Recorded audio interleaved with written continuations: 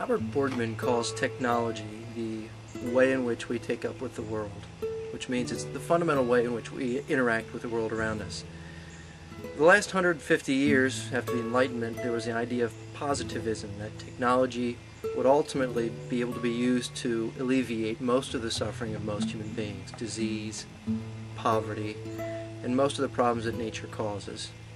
But in the last 40 or 50 years, a number of philosophers have begun to question the value of technology and perhaps saying that technology causes more damage than it does good. I want to take a look today at technology and certain characteristics that Albert Borgman, a philosopher at the University of Montana, speaks about in contemporary forms of technology, and one of the ways in which he seeks to recover it through excellence and flow. Albert Borgman defines contemporary technology with his term devices. Technological devices are devices that give us, firstly, pleasure, lots of it, in many ways. And you know this from your PlayStations to your cell phones to your iPods, a constant stream of multi-sensory information that enchants us and engages us. The second critical characteristic of devices is that we get this pleasure primarily through pressing a button. We don't have any idea of how that pleasure came to us, how the end product was created. We simply press a button, we get pleasure.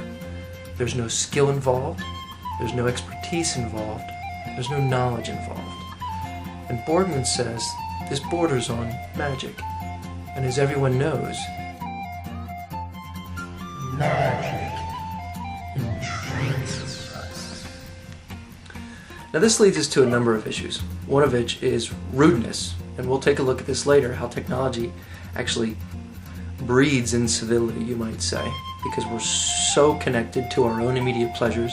We've become narcissists who are only concerned about ourselves, and if you're across from me and you're checking out my groceries, frankly, I don't need to talk to you because I have so many other pleasures right at my fingertips with my cell phone and my iPod that I don't care about you.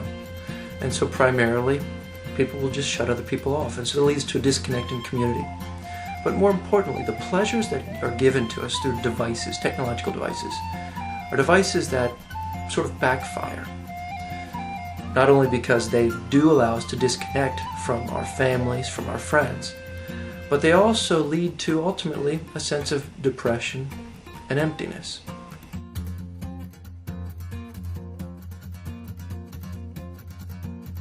Now perhaps that seems overplayed a little bit. People aren't going around getting depressed because they watch television, HD TV, and listen to their iPods. But what it does do, and there are a number of psychological studies that show that, for example, television, while initially giving calm and relaxation, is a mild depressive. Same thing with other stimuli like computers. You spend your day in front of them and you end up feeling junky. The primary problem is that none of these pleasures, none of these devices develop skill. The primary reason that skill is important, well, there are two reasons. One of which is that happiness seems to be deeply connected to our sense of self. And when I finish an activity that is highly skilled, let's say playing basketball or playing the violin, I feel proud of myself, I feel accomplished. And that seems to be, in philosophy and psychology, an important contributor to happiness. But secondly, there seems to be a deep, deep pleasure that we find in excellence. And in excellence, when it's practiced, we enter into flow.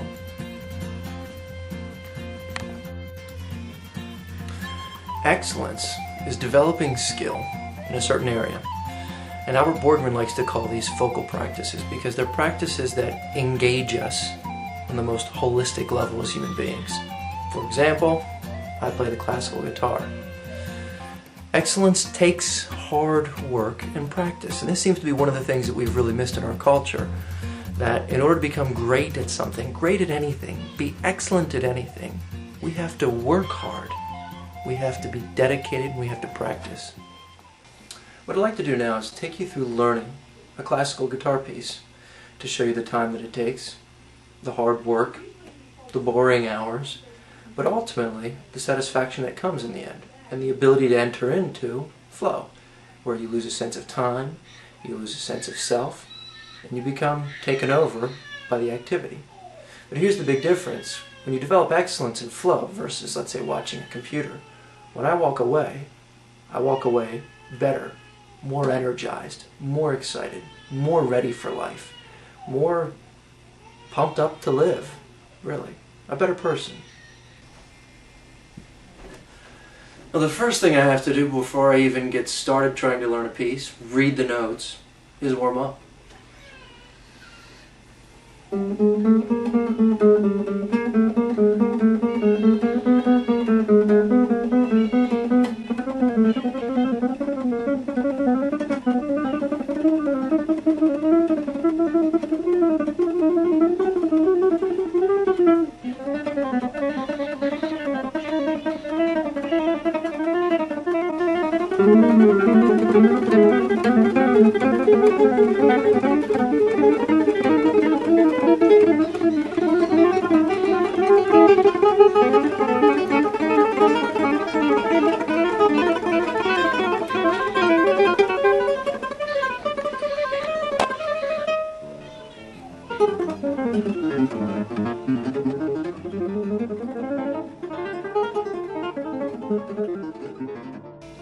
The first line of difficulty comes with actually reading the text.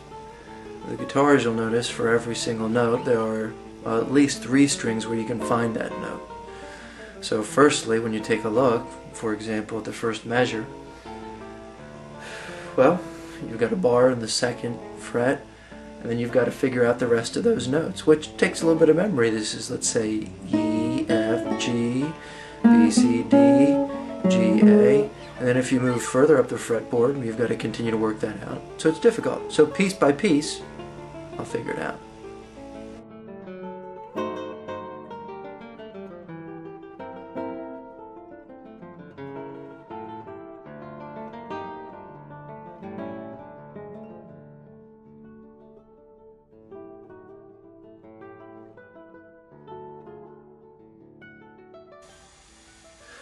Well, I've taken the liberty of fast forwarding this a bit because it took me about 4 weeks to get this piece down, and even then I've been playing it for a couple months afterwards.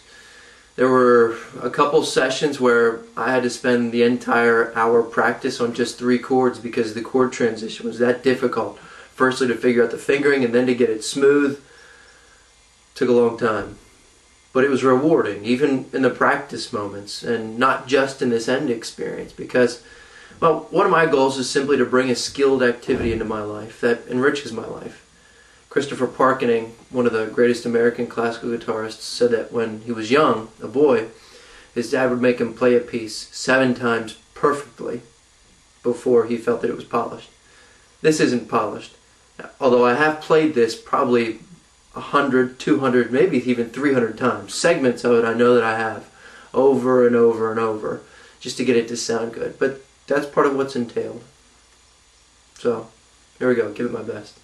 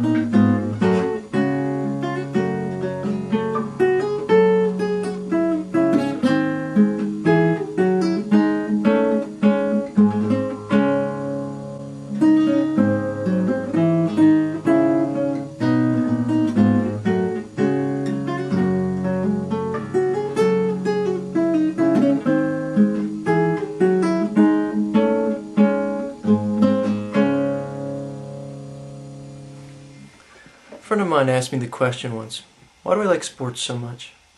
Same reason we like to play music. Same reason we like to cook a very, very nice meal.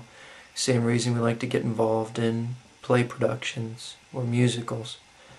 Because we're able to develop skills that give us a sense of excellence. And when we participate in those for long enough, we're able to develop the experience of flow in which we lose ourselves and yet come out better people. And modern technological devices, do the opposite. They give us short-term pleasure, but leave us with very little. So pick up a guitar, learn to sing, go out and play a sport.